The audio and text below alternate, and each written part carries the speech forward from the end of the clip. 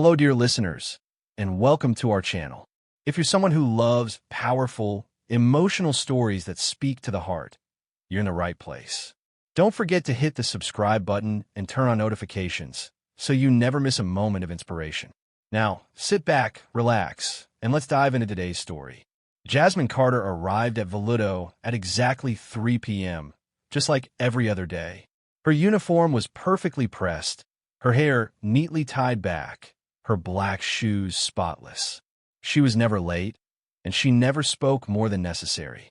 Among the high-end restaurant staff in downtown Los Angeles, Jasmine was like a polite shadow, always present when needed, yet never drawing attention. Veludo wasn't like the noisy diners out on Sunset Boulevard. Here, everything ran like a classical symphony. Customers spoke in low tones. Each ladle, each napkin had to be folded a precise way. Even the tiniest mistake could cost you your job. Jasmine knew this well. She had once seen a colleague fired just for holding a wine glass the wrong way. Jazz, table 3s for Mr. Remington tonight. Caleb, her longtime coworker and a seasoned Asian-American waiter, reminded her as they reviewed the dinner menus. Better be ready. Jasmine nodded. She was no stranger to that name. Charles Remington III, a regular guest, a tech billionaire, demanding, stoic. He'd never complained about Jasmine, but he'd also never really looked her in the eyes. With everything prepped, Jasmine quietly carried a tray of wine glasses to the floor. The golden glow of the lights warmed her features, casting a soft calm over her expression. At 27, Jasmine had a quiet maturity. She wasn't striking, but there was a depth in her presence. Few people knew her story, and fewer still knew she could speak fluent Mandarin. She had lived in Taiwan for over a decade. After losing her parents in a car accident at age 8, Jasmine had been taken in by her grandmother, Grandma May, a tiny, stern Taiwanese woman who raised her with discipline and affection. She taught Jasmine how to cook, speak Mandarin, write Chinese characters, even the traditional art of brewing oolong tea. When Jasmine turned 19, Grandma May insisted she return to the U.S. to attend college. But life wasn't easy. Scholarships weren't enough. She had no stable place to live. Jasmine dropped out and worked odd jobs until she found a position at Veludo, a luxurious world far removed from her humble Asian upbringing. "Excuse me, I've called 3 times already." A woman's sharp voice snapped Jasmine out of her thoughts. She turned quickly, offered a gentle smile, and promptly fixed the mistaken order. The customer was satisfied. Heather Moore, the restaurant manager, watched from afar and nodded approvingly. Heather wasn't a cruel person, but Jasmine knew she always leaned toward money and influence. Whenever VIP clients like Mr. Remington arrived, Heather would give the same speech: smile more, don't make them uncomfortable, and no personal conversations. Jasmine always complied. At around 6 p.m., her phone vibrated softly in her apron pocket. Jasmine quickly stepped behind the bar and checked the screen. Grandma. The name made her chest tighten. Grandma May rarely called at this hour. She usually sent carefully punctuated messages in Mandarin or sometimes formal emails. A phone call was unusual. Jasmine glanced around. No one was near the prep station. She picked up. "Hello, Grandma." Her voice was soft, almost a whisper. "Jasmine, I took the wrong medicine." Her grandmother's voice trembled on the line. "What medicine? Are you feeling okay?" Jasmine's tone sharpened with concern. She asked quickly, reassured her, and reminded her about the neighbor next door, the one she had carefully arranged to check on her grandma daily. The conversation lasted barely 40 seconds, but someone had been listening. At table 7, Charles Remington III rested his chin on his hand, watching.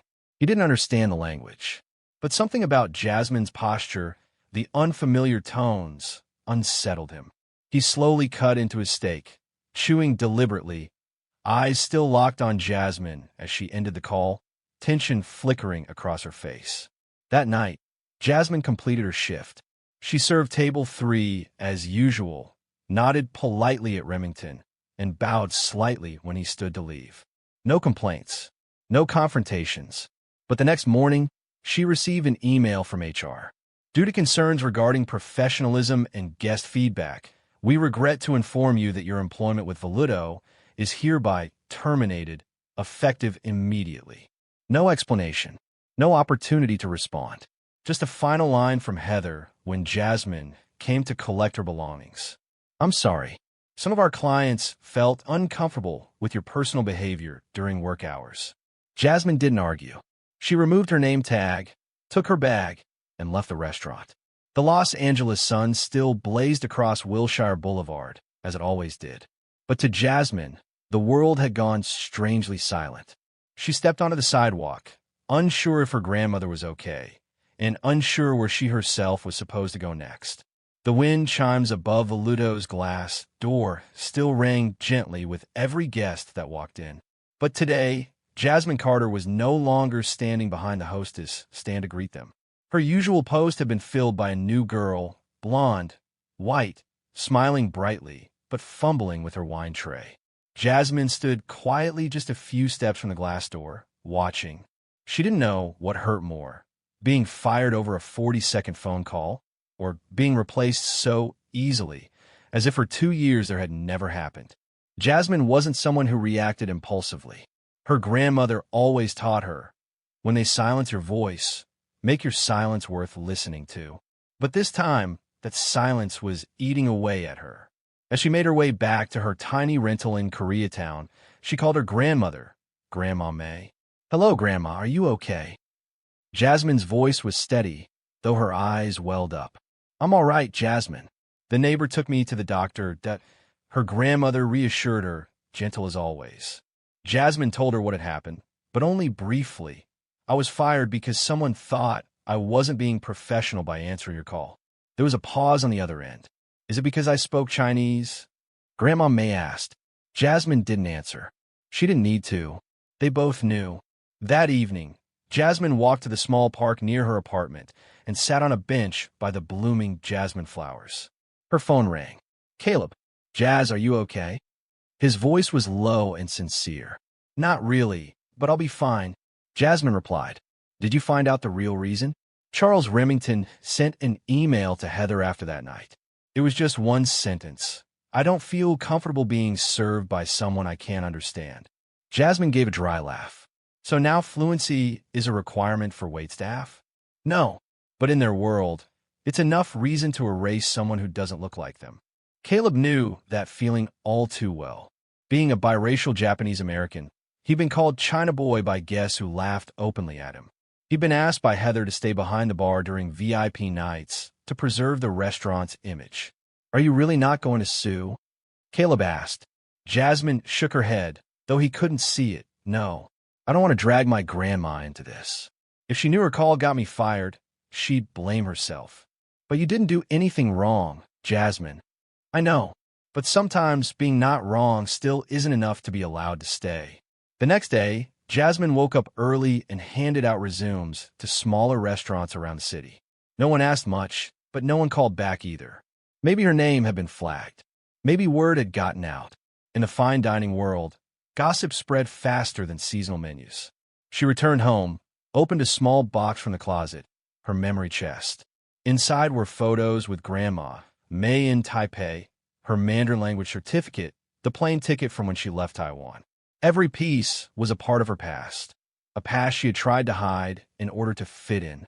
Jasmine never thought that the very thing that had once helped her survive would now be used to dismiss her. Just then, her phone vibrated. "Caleb, Jazz, something's happening. I thought you should know. Voluto is hosting a massive investor dinner next week. Big deal. The heads of Silken Lotus from Shanghai are flying in." Jasmine sat up straight. "What does that have to do with me?" "Their interpreter just canceled. Car accident. And you're the only person here who's done live interpretation and actually understands Asian business culture. You're saying I should go back there?" Jasmine frowned. "Not for them. For you. This is the only way they'll see how wrong they were. Not through arguing, but through proof." Jasmine fell silent for a long moment. Images flashed through her mind. Grandma May's trembling hand clutching the phone, Charles Remington's cold gaze, the evening sun as she walked out of that restaurant. "All right," she said finally, her voice calm. "I'll go back, but not to ask anyone for forgiveness. That morning, Los Angeles was bathed in golden sunlight. But inside Jasmine's heart, there was only shadow. She stood before the mirror, slipping into her old uniform, a black button-up shirt, a label-free vest, neatly pressed slacks. No name tag, no official status at Veludo, but Caleb had told her, "We're what made you feel strongest. Don't let them see fear." On her walk to the restaurant, Jasmine passed familiar streets. Every corner held memories of late-night walks after long shifts, or early mornings before the bakery even opened. She had once believed this city could be a fresh start, but sometimes all it took was one phone call for everything to fall apart. Caleb was waiting for her at the service entrance behind Veludo. She couldn't come through the front, not with Heather still in charge. Caleb guided her upstairs to where the chefs were preparing the evening's gala menu. "You still remember how to introduce the dishes in Mandarin?" he asked. Jasmine nodded. "Of course. Don't forget, Grandma once made me memorize every spice's Chinese character." Caleb chuckled. "Good, because tonight, this whole place might finally remember you for the things they tried to ignore." As they waited, Jasmine recalled a story Caleb once shared about a customer yelling at him for mispronouncing a Chinese last name. Though born and raised in the U.S., Caleb was constantly expected to know everything about Asia just because of his heritage. "Sometimes it feels like I'm wearing an invisible uniform," he had said. "It's not black or white. It's don't make a single mistake." Jasmine understood that feeling all too well. Back in Taipei, she had always stood out, but she studied, learned, adapted. Then, returning to the U.S., she was told she was too different. No matter where she went, she was stuck between two worlds that never fully accepted her. Downstairs, the restaurant buzzed with preparations. Tables were adorned with crisp linens, crystal glasses gleamed under chandeliers. Place cards bore names in both English and simplified Chinese. Heather swept past without noticing Jasmine in the shadows near the stairs. She was too busy directing staff and consulting with Silken Lotus's lead representative, Mr. Zhang Wei, a composed businessman with a humble yet perceptive demeanor. Suddenly, one of the staff's phones buzzed with a new message. "Interpreter not coming. Quel accident? Urgent." The room tensed. Heather's face went pale. Without an interpreter, the high-stakes investment dinner could collapse. Charles Remington had already arrived, sitting at table 7 as usual, speaking with the American team in his usual commanding tone, but visibly irritated that the Chinese delegates couldn't follow him. Heather dialed every contact she had. No one answered. No replacements available. Then, Caleb stepped out onto the floor. "How about someone?" he announced. All eyes turned to him. Heather narrowed hers. "Don't joke." "Who?" Caleb turned back toward the staircase. And from the shadows, Jasmine stepped into the light. She wasn't wearing the official uniform, but her posture was upright, her steps steady, and her calm expression made the entire dining room fall silent. Heather stared in disbelief, about to object. But Mr. Zhang looked directly at Jasmine and asked, "Is she your translator?" Jasmine gave a polite smile, bowed slightly, and answered, "I apologize for being late. I hope I'm still in time to help." Zhang chuckled warmly. "Your Mandarin is excellent." Jasmine nodded and walked confidently into the center of the event, leaving Heather and Charles Remington frozen in place behind her. Jasmine stepped into the center of the grand dining room, her heels clicking lightly on the polished hardwood floor. The guests had quieted, their conversations replaced by a growing sense of curiosity. The young black woman walking so confidently into an exclusive event like this, unannounced and unbadged, was not something they expected. But Jasmine didn't flinch. She had walked through more intimidating rooms, classrooms where no one understood her accent, job interviews where her heritage was treated like a novelty, hospital corridors in Taipei where she translated complex medical instructions for her grandmother. Compared to those, this glittering restaurant was just another stage. And tonight, she would own it. Mr. Zhang rose from his seat with a gracious nod. "Miss Jasmine Carter." "Yes," he said in English. "We heard about your dismissal. It was regrettable." Jasmine's eyes met his. She bowed slightly. "Thank you for understanding, Mr. Zhang. I appreciate the opportunity to help tonight." Charles Remington sat rigid in his chair, his hand frozen over a half-finished glass of Cabernet Sauvignon. He hadn't said a word yet, but his silence was thunderous. Heather more quickly approached, her face flushed with tension and disbelief. "Jasmine," she said through clenched teeth, "I don't think this is appropriate." But Mr. Zhang raised a hand. "She's appropriate to me," he said calmly. "And to Silken Lotus, she is necessary." Heather hesitated. One glance around the room told her everything she needed to know. The Chinese delegates looked visibly relieved. The American partners looked expectant. There was no time to argue. She swallowed her pride and took a step back. Jasmine turned toward Mr. Zhang and his delegation. "Would you like simultaneous interpretation or a summary-style format?" she asked in Mandarin. Zhang smiled. "Simultaneous.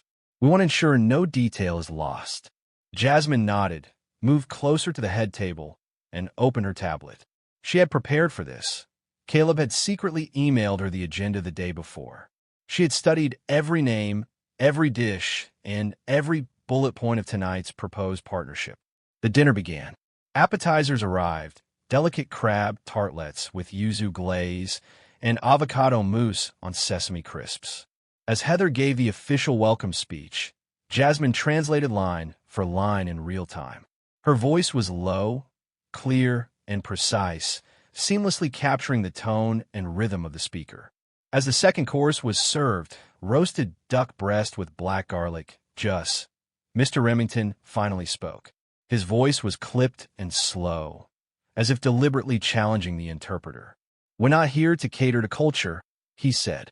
"We're here to do business, and we hope our partners can adapt." Jasmine paused only for a second. Then she translated, word for word, tone for tone, without emotion, without commentary. She saw the moment Zhang's smile tightened ever so slightly.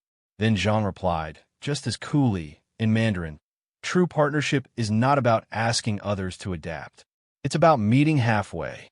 Jasmine delivered the response in perfect English, every syllable weighted with quiet steel. As the meal progressed, so did the negotiations. Jasmine stood behind Zhang's table, translating every conversation between executives, financial officers, and legal consultants. The room pulsed with tension and ambition. Somewhere between the risotto and the lamb loin, Charles Remington began to shift uncomfortably. He wasn't used to being upstaged, especially not by someone he considered irrelevant just a week ago. But Jasmine wasn't trying to upstage anyone. She was simply doing what no one else could, making two worlds understand each other. By dessert, the tone of the evening had completely changed. Zhang's team was smiling now, asking questions about local customs and suggesting joint branding ideas. The Americans were listening more than they were speaking, and Jasmine, still composed, still invisible to the egos in the room, was the one making it all possible. Heather stood near the back, her arms folded. For the first time since taking the manager position, she realized something uncomfortable. She had misjudged someone not for their skills, but for the skin and language that made her nervous. After the final toast, the guests applauded. Zhang stood and held up his glass. "I would like to propose a final word of gratitude," he said. "Not just for the meal or the elegant setting, but for the young woman who made this evening possible." He turned to Jasmine. "In our culture, we value those who serve with humility, but also with strength. Miss Carter, you are both." The room clapped. Even a few reluctant Americans followed suit. Jasmine bowed. "Thank you, Mr. Zhang. I'm honored." When the guests began to disperse, Mr. Zhang approached her privately. "I hear you were let go because someone didn't understand what you were saying," he said. "Perhaps now they realize they weren't supposed to." He handed her a sleek black card. "Come see me next week. I think Silken Lotus could use someone like you beyond a dinner party." Jasmine took the card with steady hands. "Thank you. Truly." As Zhang walked away, Charles Remington finally approached her. His face was unreadable. "I underestimated you," he said. Jasmine didn't reply. "I didn't know what you were saying that night," he continued. "But now I understand what your presence means." She tilted her head. "I never meant to threaten anyone." He looked down. "No, but you did. Because you weren't afraid. That's what people like me fear most." There was a pause. "I'm sorry," he added, quieter than before. And I hope you'll forgive me. Jasmine looked at him for a moment, then gave a small, calm smile. Forgiveness doesn't erase memory, Mr. Remington, but it does make it easier to move forward. Outside, Caleb was waiting near the staff entrance. He raised both eyebrows as she stepped out. "You were amazing," he said. "I just spoke." Jasmine shrugged. "No, you translated. Not just language, but power." They walked together down the quiet sidewalk. Jasmine looked up at the night sky, the stars faint behind the city lights. For the first time in weeks, she didn't feel erased. She felt seen. The next morning, Jasmine stood in front of her bathroom mirror, holding Mr. Zhang's business card between her fingers. The weight of last night lingered in her bones. Not fatigue, but something quieter. Empowerment. Resolve. She placed the card gently into her journal, between two blank pages. She wasn't going to call right away. Not because she doubted the offer, but because she knew her next move had to be on her terms. Not a reaction, not an apology, but a declaration. Across town, news of the gala had already begun to circulate. An industry blog posted an article titled, "Lost in Translation? Not anymore. Meet the black interpreter who saved a $20 million deal." Photos from the event followed. Jasmine, poised and focused, standing behind Mr. Zhang. Her name wasn't tagged, but her presence was undeniable. Within hours, her inbox was flooded. Restaurant recruiters, cultural liaisons, even a local university asking if she would consider guest lecturing on cross-cultural communication. And then the call came. Not from Silken Lotus, not from a fan, but from Heather Moore. "Jasmine, hi. I know this is unexpected," Heather said, her voice tight. "I just wanted to thank you. Last night wouldn't have happened without you." Jasmine didn't respond immediately. "I also wanted to ask if you'd consider coming back," Heather added, more hesitantly. "You were always one of our best. I know we made a mistake." There it was, an olive branch wrapped in corporate discomfort. Jasmine exhaled slowly. "Heather, when you let me go, you didn't ask for my side of the story. You didn't ask if the call was personal or urgent. You made an assumption based on one thing, that I was speaking a language you didn't understand." "I know," Heather said quietly. "And I'm sorry. I don't need an apology," Jasmine replied. "I need people like you to start listening before judging. I won't be coming back to Valudo." Heather sighed, defeated. "Well, if you ever change your mind." "I won't," Jasmine interrupted. "But thank you for calling." A few days later, Jasmine met with Mr. Zhang in a quiet downtown tea house, far from the flash of Valudo. He didn't wear a suit this time, just a simple gray sweater and tailored trousers. "You came," he smiled. "You asked," Jasmine replied. "I didn't just ask," Zhang said. "I meant it when I said we need people like you." He poured her a cup of tea with practiced grace. "We're opening a cultural exchange division. We'll need bilingual consultants who can navigate nuance, who can build bridges. And I'd like you to lead it." Jasmine blinked. "Lead? You have a language," he said. "But more than that, you have presence. You don't let discomfort silence you. That's rare, especially in rooms where you're not supposed to speak." Jasmine sipped her tea, considering. "I never studied business formally." Zhang smiled. "Neither did I, but we both know how to read people. That's more valuable than any MBA." They spent 2 hours discussing logistics, vision, and values. And when Jasmine left, she had more than a job offer. She had a purpose. Word spread. Fast. Caleb was the first to hear the news and tackled her with a hug in the park that afternoon. "You're going to be someone's boss," he laughed. "Should I start calling you Director Carter now?" "Please don't," Jasmine groaned.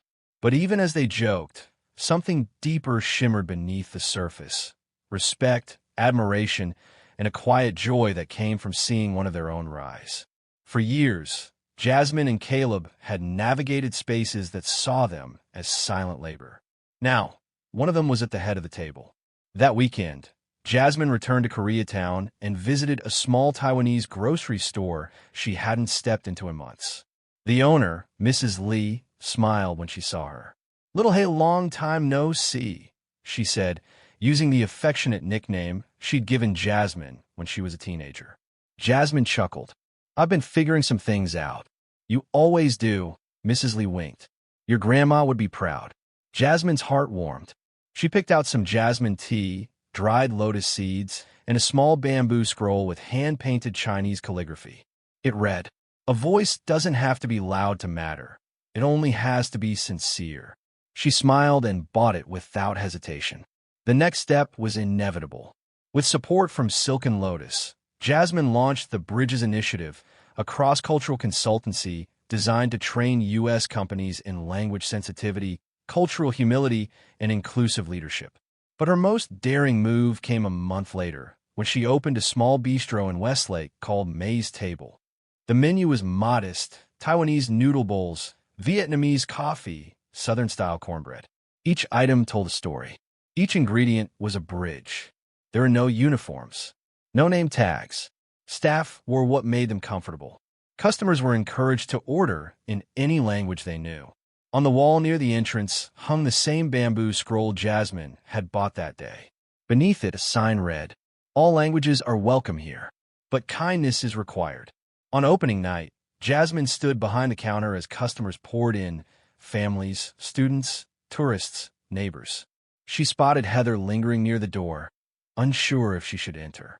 Jasmine walked over. "You came," she said simply. "I wasn't sure I'd be welcome," Heather admitted. Jasmine nodded toward the sign. "Everyone is." Heather smiled softly. "This place, it's beautiful. It's more than a restaurant. It's a table," Jasmine said. "And this time I set the rules." As the night wore on, Jasmine caught Caleb dancing with a tray of noodles, and two Chinese tourists helping an elderly Latino couple read the menu. Her staff, black, Asian, Latinx, white, moved together like rhythm and melody. No fear, no hierarchy, just harmony. She stood back, breathing it all in. This wasn't just a return. It was a rebirth. It started with a letter. Not an email, not a phone call. A letter, written on heavy cream-colored stationery with gold embossing, folded into an envelope sealed with a wax stamp. Jasmine found it tucked beneath the front door of May's Table one morning before opening. At first, she assumed it was another local supplier or perhaps a thank-you note from a customer. But the handwriting was unmistakably deliberate, practiced, controlled. She opened it slowly, her heart oddly steady. Inside was a single page, penned in clean cursive. "Miss Carter, I have spent the last few weeks thinking about silence. Not yours, but mine. When I heard you speak Mandarin, I assumed you were hiding something. What I now know is that I was hiding something far more damaging, my own discomfort with difference. You didn't deserve what happened. Thank you for doing what I could not, stepping into the light. I hope you continue building the world that left me behind. Sincerely, Charles Remington III." Jasmine read it once, then again, and the third time, she folded it carefully and placed it in the drawer beneath the register, next to a stack of receipts and a broken pen. She didn't need the words to validate her journey. But the gesture, for once, came without an audience, and that made it real. Later that day, she shared the letter with Caleb over lunch in the back room. "Well, damn," he muttered, mouth half full of scallion pancake. "Didn't see that coming." "Neither did I," Jasmine said. "But I'm not sure if it changes anything." "Maybe it's not supposed to," Caleb said. "Maybe it just closes a door."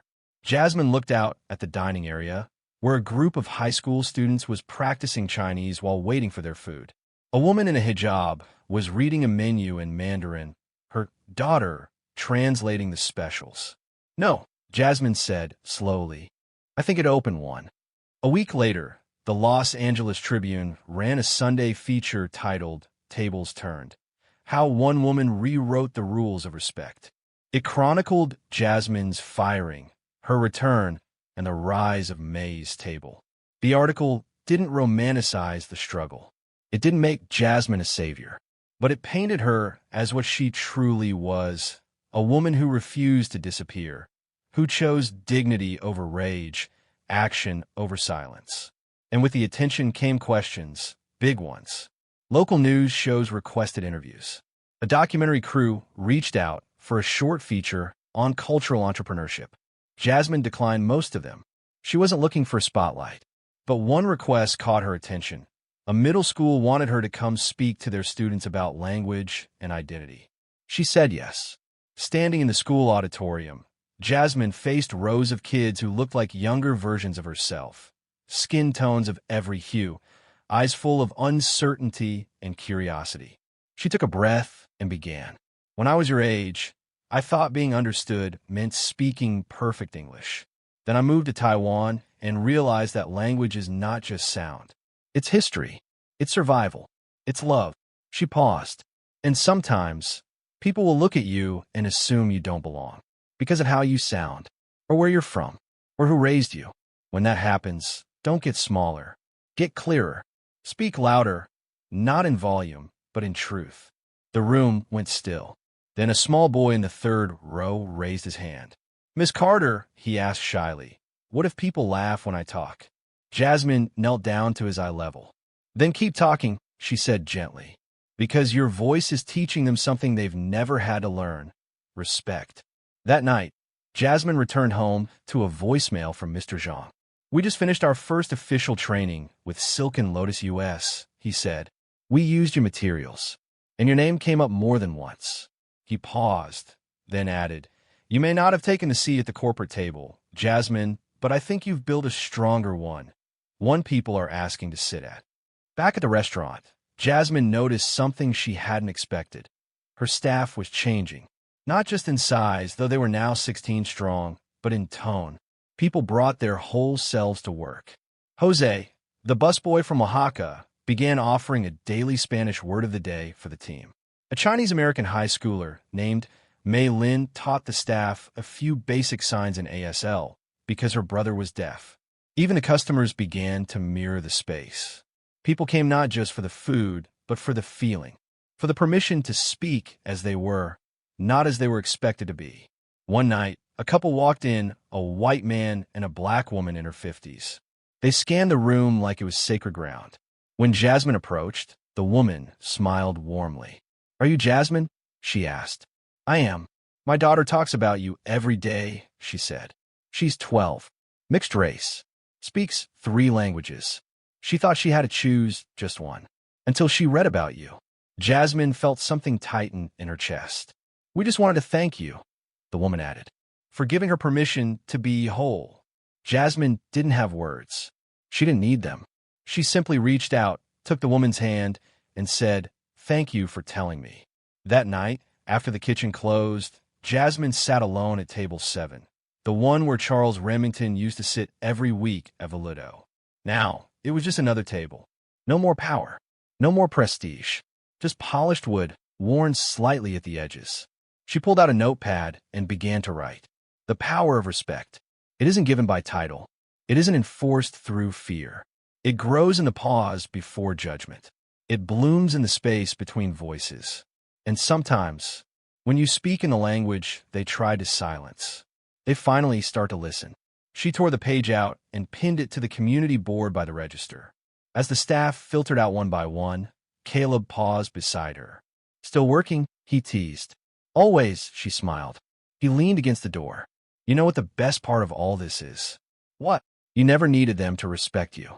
You just needed them to stop standing in the way while you respected yourself. Jasmine nodded. That's the real power, she said. It was Sunday morning, and the city was just beginning to stretch its limbs. Sunlight filtered gently through the wide windows of May's table, bathing the dining room in a golden hue. The restaurant was quiet. Only the clinking of ceramic, the low hum of the espresso machine, and the occasional burst of laughter from the kitchen filled the space. Jasmine stood at the center of it all, her hands wrapped around a mug of jasmine tea. She closed her eyes and breathed in the scent, floral, earthy, calming. The smell of home, of Taipei, of her grandmother's kitchen. It had been exactly 1 year since she opened the doors to May's table. And everything had changed. The bistro was no longer just a restaurant. It was a movement, a place where stories were exchanged like recipes, where every meal was served with a side of vulnerability and courage. Each table had been named after a language: Table Hindi, Table Espanol, Table Tagalog, Table ASL, Table Mandarin. Some tables had handwritten menus in more than one script. Children were given crayons and paper not just to draw, but to write hello in every language they knew. On the wall behind the counter hung a black and white photo of a young Jasmine sitting in her grandmother's lap, holding a bowl of noodles, both of them smiling at something off camera. And next to it, on a wooden plaque, the phrase that had become the restaurant's motto: "All languages are welcome here, but kindness is required." The morning rush began slowly. First, it was a couple in matching bike helmets. Then a group of college students with notebooks and laptops. Then an elderly man who always ordered jasmine tea and never said a word, but left origami birds on the table as a tip. Jasmine greeted each one with a nod, a smile, a gentle good morning in whatever language she could manage. She had learned to say hello in 17 languages. Not perfectly, but with effort, and that made all the difference. At 10:30, the bell above the door chimed, and Jasmine turned to see her favorite visitor step inside. Grandmame, dressed in a red knit sweater and gray slacks. Her grandmother walked with deliberate grace, her cane tapping softly on the tile. Jasmine rushed to greet her, wrapping her in a careful but long embrace. Jasmine said, "You look beautiful today." Her grandmother replied with a smirk, "I look beautiful every day." They both laughed. Jasmine led her to a cushioned bench near the front window, her usual spot. A staff member, Maylin, brought over warm soy milk and a plate of scallion pancakes before being asked. She remembers, Grandma May whispered proudly. "She's the best," Jasmine replied. They sat in comfortable silence for a while. Outside, the street buzzed with weekend life. Street musicians setting up near the park, a dog tugging its leash, a group of children chasing bubbles. "You did it," Grandma May said softly, her voice nearly lost beneath the ambient hum. Jasmine looked at her. "Did what?" "You built a place that doesn't ask people to shrink. That alone is more than I ever imagined for you." Jasmine blinked back sudden tears. "I think I just got tired of shrinking." Her grandmother reached across the table and took her hand. "You didn't just grow, you made space for others to grow, too." Later that afternoon, Jasmine hosted one of the bistro's monthly community lunches. This time, it was Open Mic Sunday, where anyone could speak, read a poem, tell a story, or just say something that mattered to them. A young Somali girl recited a piece about her hijab being a crown, not a burden. An elderly man sang an Irish lullaby he hadn't sung in 40 years. A transgender teen read a letter to their younger self, thanking them for surviving. Jasmine sat on a stool near the back, hands in her lap, listening, absorbing. Then Caleb nudged her gently. "You're up." "I didn't sign up," she whispered. "You don't need to," he grinned. "It's your stage." Jasmine stepped forward, heart pounding but steady. She looked around the room, faces of every shade, age, and story staring back with warmth. "I never thought I'd be here," she began. "I don't just mean standing in this restaurant. I mean being seen." She paused. "When I was younger, I thought I had to choose which version of myself to be depending on where I was. In Taipei, I was the Black American girl trying to speak perfect Mandarin. In the U.S., I was the girl who spoke too much Chinese to be American enough." Murmurs of understanding rippled through the crowd. "I built May's table because I didn't want anyone else to have to choose. You don't have to erase where you come from to belong somewhere. You don't have to shrink to be respected. You can bring your whole self to the table." A long silence. Then loud applause. Tears. Smiles. Nods. The kind of resonance that didn't just stay in the room. It echoed into people's lives. That night, after closing, Jasmine stood in the kitchen, cleaning the counters while humming a tune from childhood. Grandma May sat at the corner table, sipping tea and watching her. She asked, "Do you remember the first dish you ever made?" Jasmine said, laughing, "It was terrible. You were proud, though." Jasmine nodded. "Because you ate it like it was a feast." Grandma May smiled. "That's what love does. It makes effort taste like excellence." Later, alone with the silence of the empty restaurant, Jasmine walked to the community board and pinned one last note, on the same spot where a poem had hung for months. To anyone who's ever been asked to dim their light, speak softer, or be someone else, this table is yours. Bring your voice, bring your story, and come hungry. We save you a seat, asterisk asterisk. Jasmine. She stepped back and looked at it. It was simple, but it was enough. The lights dimmed. The The chairs were stacked, and as Jasmine locked the door behind her and stepped into the cool night air, she didn't look back. Because she wasn't chasing anything anymore. She was home,